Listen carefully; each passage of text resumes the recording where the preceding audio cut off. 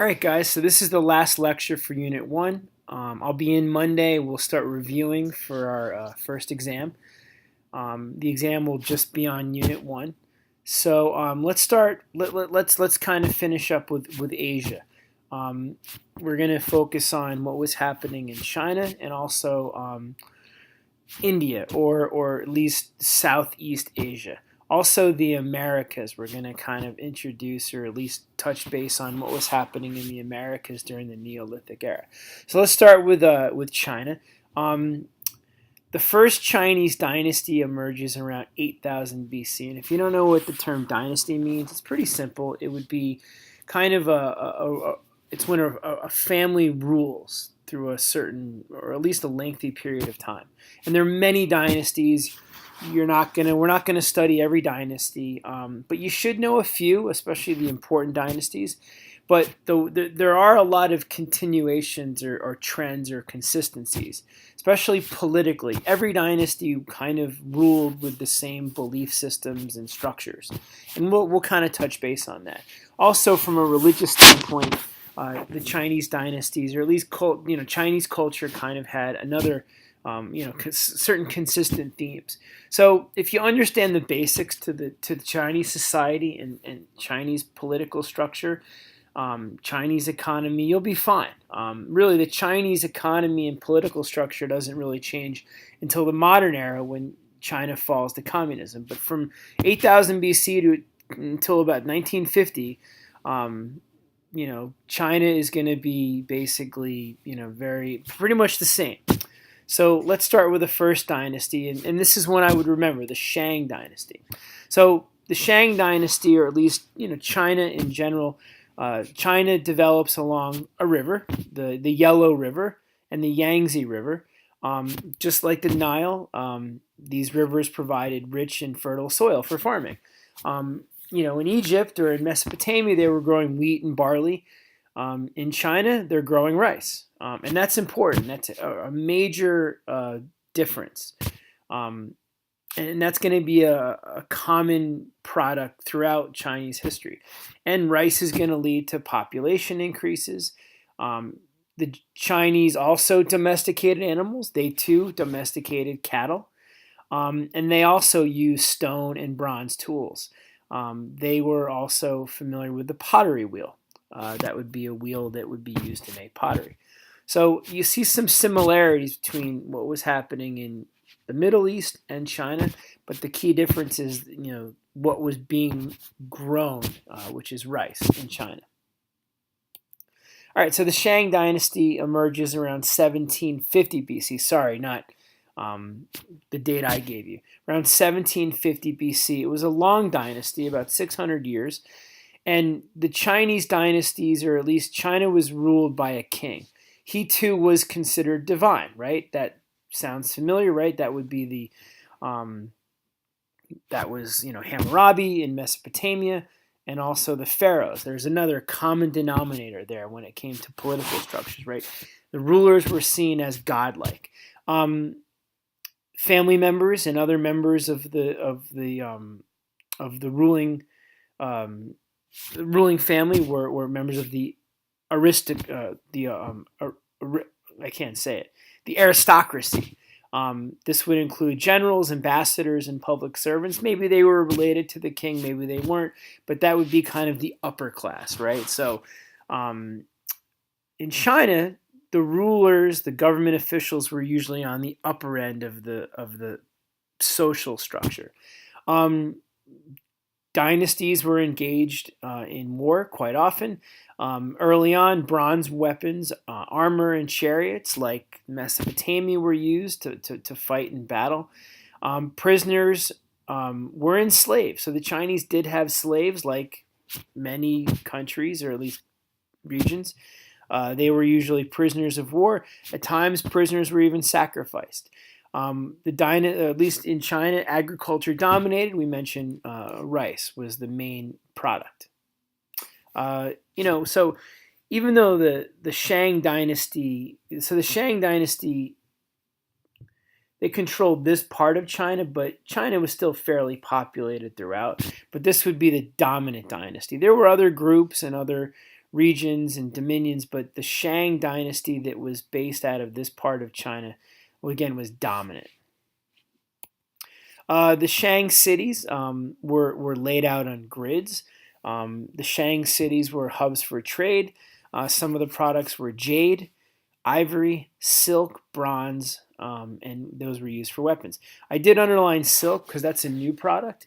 We're going to learn about the Silk Roads. The Silk Roads were roads that were built, and you could travel from China to pretty much close to Europe. And obviously, the products that were being sent back, or at least sent to Europe, was silk. That's why they're called the Silk Roads. This is an important concept, the idea of cities being laid out on grids. That's a concept about, that's a key concept in the curriculum in terms of architectural development. Whether it's the Egyptian pyramids or the ziggurats in Mesopotamia, we also include Shang cities that had these really modern grids. If you watch John Green, he even referenced, I think, Chicago, at least for the Indian cities. So as you can see, they're very organized. They had roads, bridges, little things like that, canals. So that's infrastructure, and also, again, engineering feats. Religion. China has, or was throughout this early history, was polytheistic. Again, I'm not sure how long they were polytheistic. Eventually, Buddhism and even Islam and Christianity would start to sprout in China. But early on, the Chinese dynasties were polytheistic. Oracle bones was one way of writing, but there was a religious tie-in. The Shang ruler would use them to forecast the future, and these could be turtle bones. I think this looks like a turtle bone. And what priests or religious, I guess, leaders or teachers would do is they would interpret the bone cracks, and whether it was a cattle shoulder blade or a shell bottom, and those kind of like looking at your palm, like a palm reading in a sense. And they would also record on the bone, and that's the writing we're talking about. And usually it would be the ancestors they would consult. We'll talk about that in a second, about ancestor veneration. But it's evidence of language and writing. And the symbols on the oracle bones did have meaning and sound. Not alpha letters, but again, like cuneiform and hieroglyphics, we're talking about symbols that represent sounds. But in this case, it wasn't done on papyrus, it was done on bone. All right, let's talk about ancestor veneration. This is still the theme of culture. They were polytheistic, but they did believe that the dead played a role, like Egypt. They believed that recently dead could intercede on behalf of the living. They did have this belief that their ancestors were with them and were looking down on them and protecting them and helping them. Kings were buried in tombs with lavish goods. Again, I think there's this belief in an afterlife in a sense, right? But again, the idea would be that those who moved on were still looking out for those who were living. So that's called ancestor veneration. That's definitely a main term or concept you want to understand, and that would be, related to Chinese culture. All right, science and culture. We're going to continue. Pictographs, which would be the foundation for modern Chinese writing, were used. Again, representing ideas and concepts, not necessarily a single sound. And you'd see these pictographs on those oracle bones. Again, early Chinese writing. They did utilize a 12-month calendar, and they did have a 365-day-a-year routine. So that's pretty advanced for this period of time. You start to see the first musical instruments, drums and bells. So again, those are some great facts to remember in terms of advancements and innovations and technologies. All right, so the Shang dynasty ends around 1045 when Wu, this is Wu, he was a rebel leader, and he was frustrated with the government. He raises an army and he kills the Shang king. And this begins the Zhao rule, the next dynasty. The Zhao dynasty is the longest dynasty. That's why I would remember this dynasty. It was also the Golden Age, 1027 BC, and we want to remember this concept of mandate of heaven. It's a major concept or fact that would relate to the theme of state building.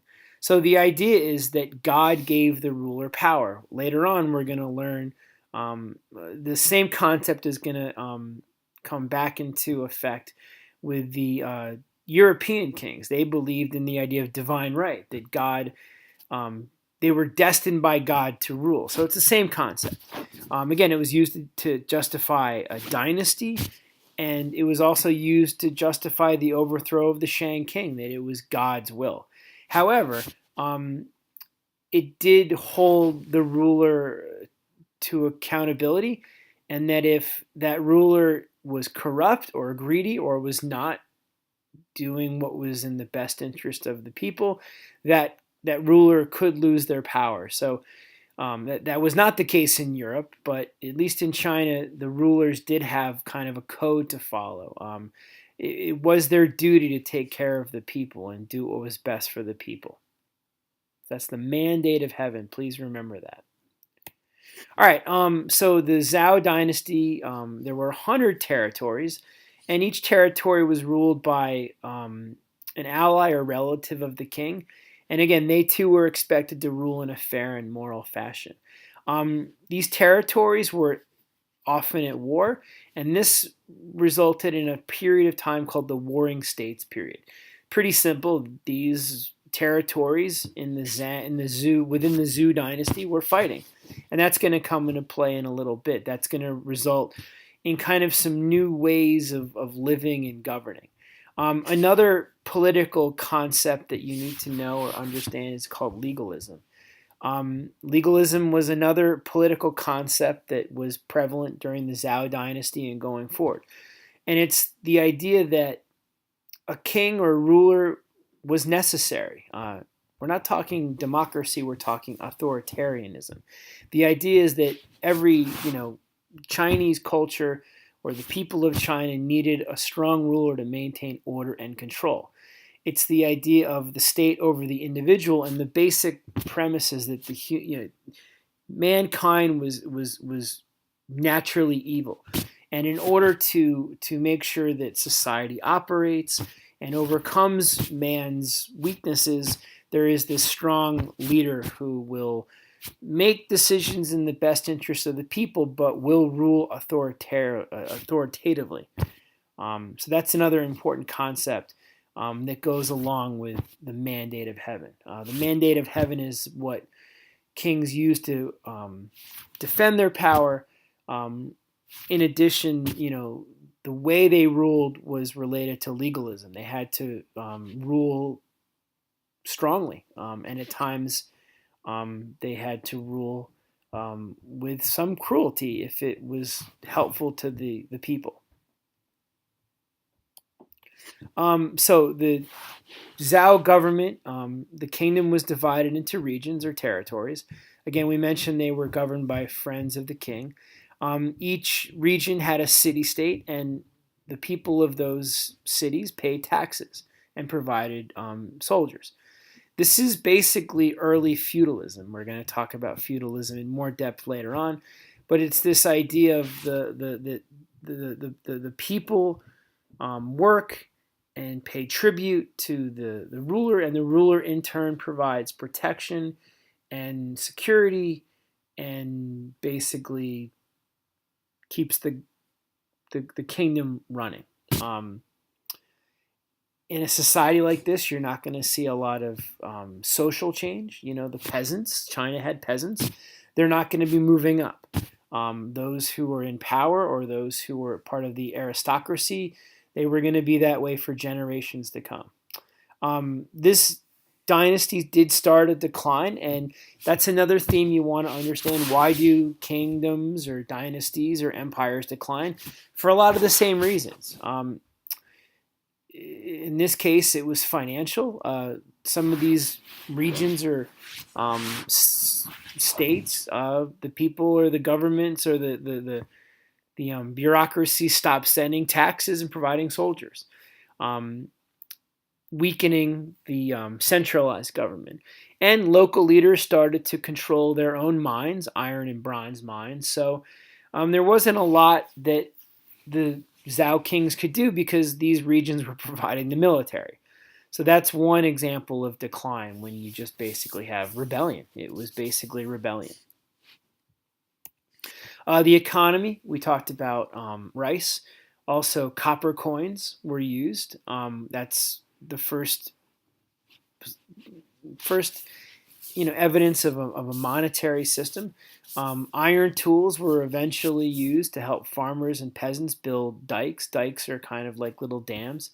Also, irrigation canals and plows. Plows were obviously used by farmers. And this is going to lead to, here we go, food surplus, which always leads to population increases.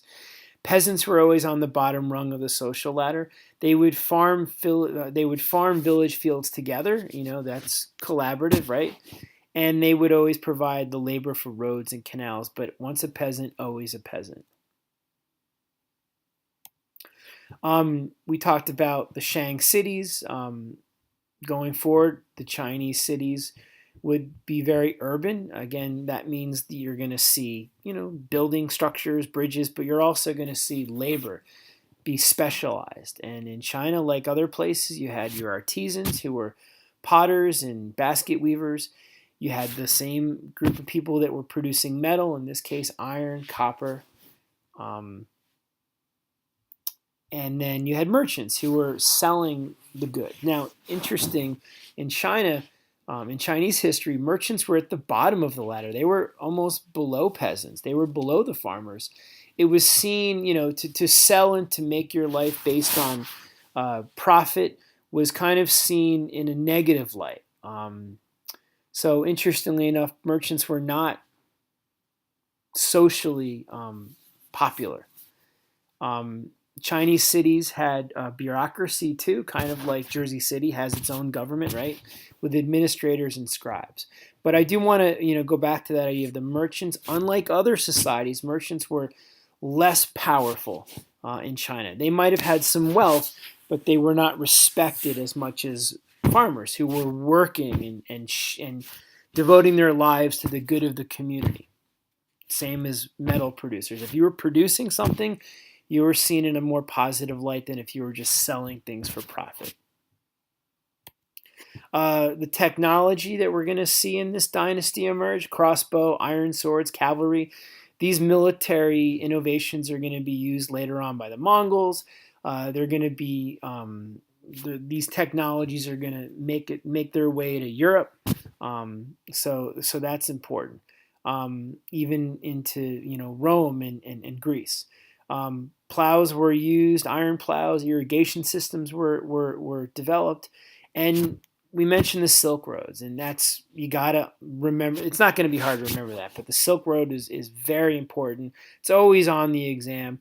Simple. It's a man-made road, or at least a natural road that man might have manipulated, and it helped not only connect Asia with the Middle East, but even connect Asia with Africa and Europe. At least Africa indirectly, but it really changed the way the world was at the time. These Silk Roads, and silk was one of the main commodities that was traded along this road.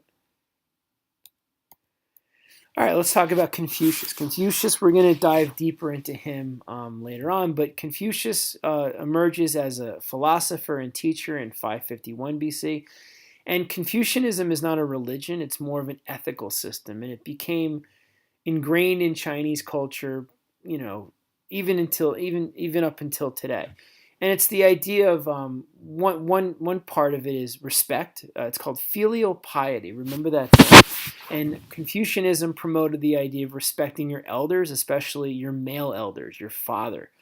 It also encouraged, respect for traditions and social hierarchies. And it emerges because of the Warring States period, where there's chaos in China, and Confucius believes that order has to be restored. And the best way to do that would be to start to show more respect for your elders and those and respect those traditions and hierarchies. Basically, he saw it as a Confucianism would create a more orderly society, but a male-dominated society, and also a society where you're not going to see social class movement. Not a system that was popular with the poor, a system that was more popular with the aristocracy and government. All right, so let's talk about India. India, Indian civilization emerges along the Indus River, and the period of time where India emerges, or this civilization called the Indus River Valley civilization emerges, is around 2600 BC. It's called the Vedic period. We're talking about Southeast Asia, and the Indus River Valley is made up of modern-day India, Pakistan, and Bangladesh.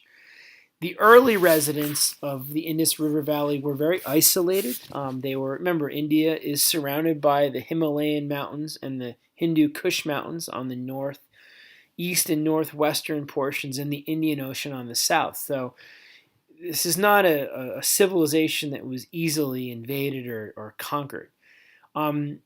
Early Indian civilization had cities, and this is evidence of urban planning. That's an important concept that's similar to the Shang cities. The cities of Harappa and Mohenjo-Daro. This is Harappa right here, and if you notice, sewer systems, right? So that's what we want to remember about these two cities. I would remember these cities. These are facts that will help later on. Maybe one of those cities, but Harappa. Harappa and Mohenjo-Daro, these cities had drinking water systems, bathing facilities, sewer drains. It's evidence of central government, like the ziggurats and the pyramids. You have to have a government that would get the people working together to produce these things. They believe, historians believe, that the bathing facilities might have been used for baptism, religious purposes, but we're not sure.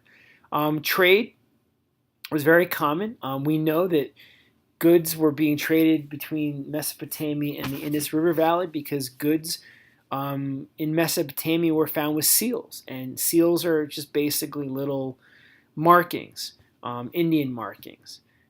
We also have found bronze in the Indus River Valley. Bronze is not native to the Indus River Valley. It's native to the Middle East and also even China. So that's how we know there was long-distance trade. All right, so the Indus River Valley had native people, people that were native to that region, but there was a migration, and these two groups would assimilate and be absorbed. So the Aryans, we think of an Aryan as a white supremacist, but it actually is Sanskrit for noble. And Aryans were actually Eastern Europeans, southeastern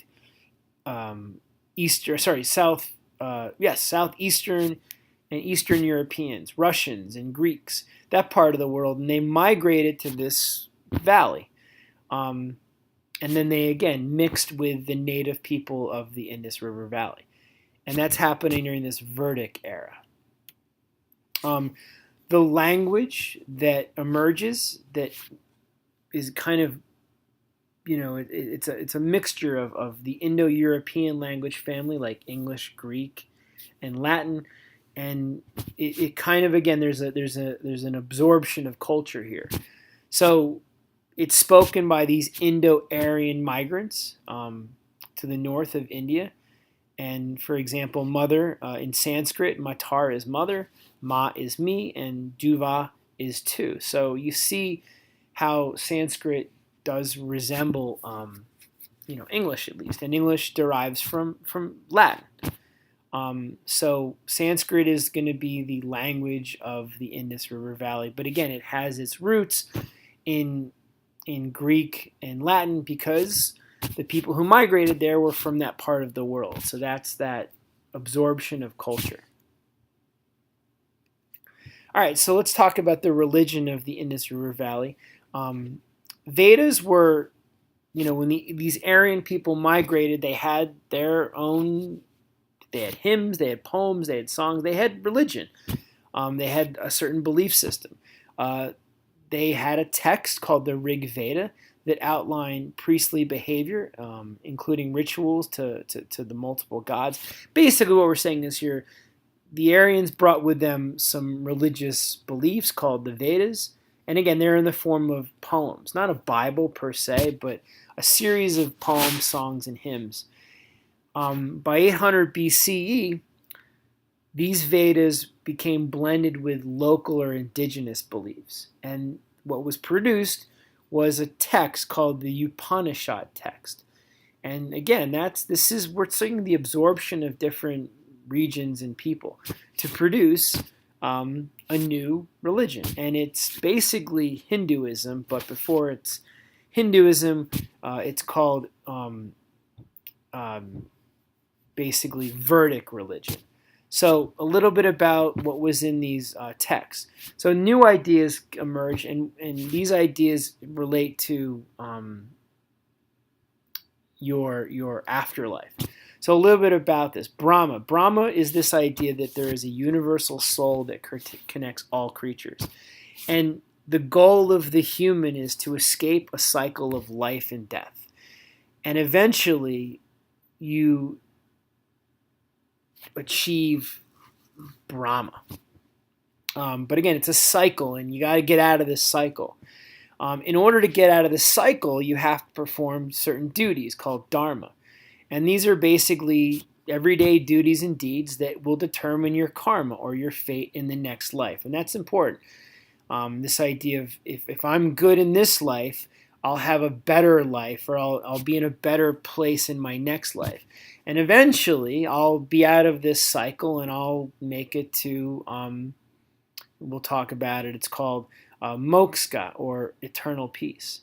The higher class you're in means you're closer to your Brahma and eventually achieving that eternal peace. So social class and religion are kind of combined here. If you do not meet your duties, if you do not perform your dharma, you will remain in that lower class. But if you're a good person and you do what you have to do, you'll move up into the next class in the next life. So you have to die first before you enter that higher class. Again, the ultimate goal right here is achieving eternal peace and unity with Brahma. And in order to do that, you've got to go through this cycle of life. And again, good karma. This is the Upanishad texts are basically the early foundations of Hinduism. And we'll dive deeper into Hinduism. But if you kind of understand this, it's basically not going to be anything different. But again, key word, cycle of life, trying to escape it, your karma, or karma and your duties and deeds will determine your next life. And the goal, again, is to get to, or at least achieve eternal peace. Meditation is very common. That's important. We'll see that also in Buddhism. And this is evidence of a caste system that, hey, you're wealthy or you're doing well because in your past life you did good deeds. Or if you're poor and struggling, you know what? In your past life you were not performing good deeds. There is very little evidence of military or weaponry or war. The people of the Vedic age were very peaceful. So it's a lot to digest, but I think you kind of get it. But you should be able to summarize the concept of the concepts that are outlined in the Upanishad text. And I would remember the Upanishad text, that term. All right, so let's talk about the Americas. We're almost done.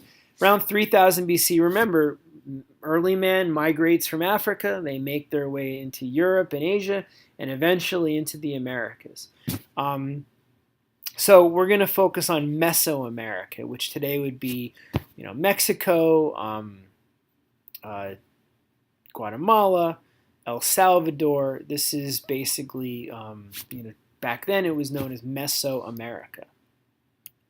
The Olmec people, definitely a good group of people to remember. They're going to be settling on the Gulf of Mexico, which would be the eastern side of Mexico. They're going to be the early ancestors to the Aztecs and the Mayans. They're going to produce corn. There you go. We're going to see some new products here that are going to be native to the Americas. Eventually, corn, squash, and beans are going to make their way to Europe after Columbus, so we kind of want to remember that corn and squash come from the Americas. We see evidence of government when the rulers or kings mobilize the workers to build large stone heads. Here you go. These are basically going to be religious in use, shrines. And they too built pyramids. So again, there's the evidence that there was government, to mobilize the people to build engineering feats like the stone heads and the pyramids. So that would be the Olmec. They too had a calendar like the Chinese, like the Egyptians.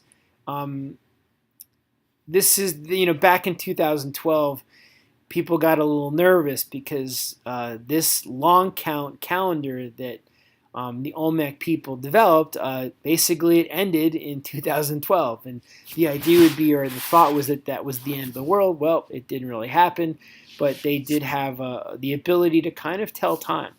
And here you go, you kind of see it's very, I wrote here, a mix of dots and bars. Again, I wouldn't worry too much about that. Just to understand that they too, early American people had calendars. In this case, they were called the long count calendars. But you just understand the early calendar in Mesoamerica. All right, the people of the Andes. So the Andes, that would be Western South America.